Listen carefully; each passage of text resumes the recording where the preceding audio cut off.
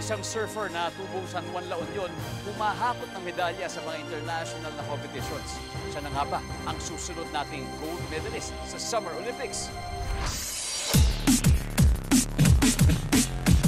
Sa northern coastline ng Pilipinas, matatagpuan ang isa sa pinakasikat na surfing destination sa bansa ngayon, ang La Union.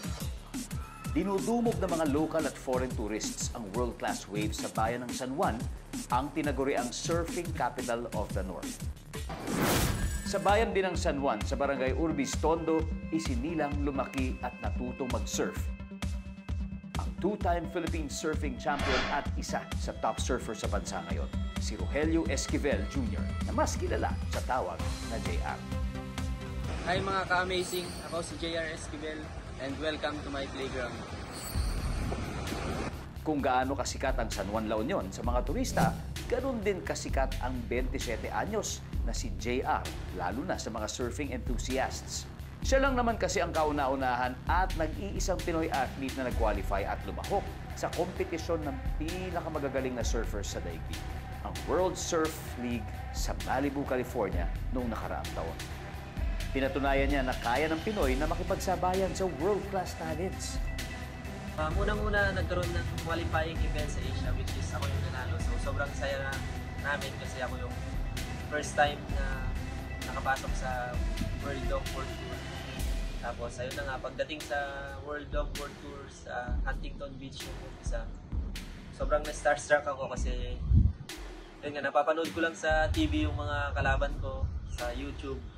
Tapos yung time na yun, nakita ko na sila sa personal. Dahil kabilang sa top 10 longboard surfer sa buong mundo si JR last year, qualified na rin siyang lumahok sa longboard tour ngayong 2024. Dito lang Hunyo, pumangalawa si JR sa Mexi Logfest 2024 na ginanap sa Mazatlan, Mexico. Sobrang natuwa kami kasi ang daming mga competitors doon na sobrang gagaling and talagang professional na longboarders. And may marami sa kanila na gustong pumunta sa Pilipinas dahil nakita nila kami. Pero hindi lang paghakot ng karangalan at pagtatayo ng bandila ng bansa sa international stage ang goal ni JR.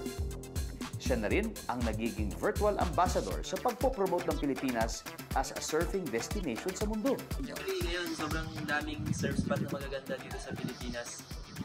Pero mas marami pang mga spots yung mga hindi pa na-discover kasi sobrang daming islands dito sa Pilipinas. For sure, sobrang daming magandang alon.